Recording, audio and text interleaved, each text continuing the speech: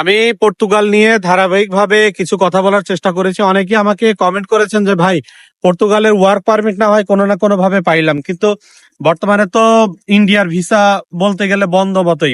ইন্ডিয়ার ভিসা তো পাওয়াই যায় না। পর্তুগাল ভিসা দিতে রাজি আছে, কিন্তু ইন্ডিয়া আপনারা ভিসা দেবে না, এরকম একটা পরিবেশ বর্তমানে তৈরি হয়েছে। তা আমার তো সমস্যা হবে, কারণ আমি এম্বাসি ফেস করতে পারবো না।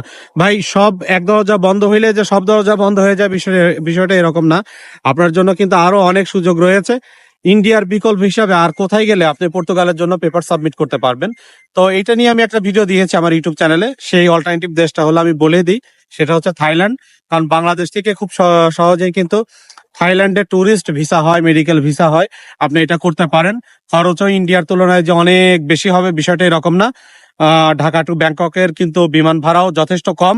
আপনারা এবং থাইল্যান্ডের ভিসা পেতেও যে খুব একটা আহামরি যে অনেক বেশি ডকুমেন্টস দরকার হয়, বিষয়টা এরকম না।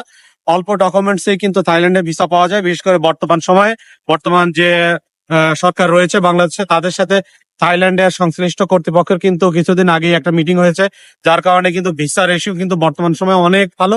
বলতে গেলে 99% আপনার ভিসা হওয়ার চান্স থাকবে, যদি আপনি ভালো ডকুমেন্টস দিতে পারেন। খুব বেশি ভালো ডকুমেন্টস লাগে না, কিছু ডিপোজিট লাগে। আর দেখা গেল যে আপনার ভ্যালিড পাসপোর্ট, এইগুলো থাকলেই হয়। যারা ব্যবসা করেন তাদের একটু ট্রেড লাইসেন্স লাগে, একটু ট্রানজাকশনটা দেখাইতে হয়। তো এইগুলোই মোটামুটি আপনারা ঘুরে আসতে পারেন। থাইল্যান্ড খুব সুন্দর একটা দেশ টুরিস্টদের জন্য। পাশাপাশি সেখানে বিভিন্ন সেনজেনের বিভিন্ন দেশের এম্বাসি রয়েছে। ইন্ডিয়ার বিকল্প হিসাবে আমি মনে করি থাইল্যান্ড আপনার জন্য বিশাল বড় একটা অপরচুনিটি বয়ে আনতে পারে।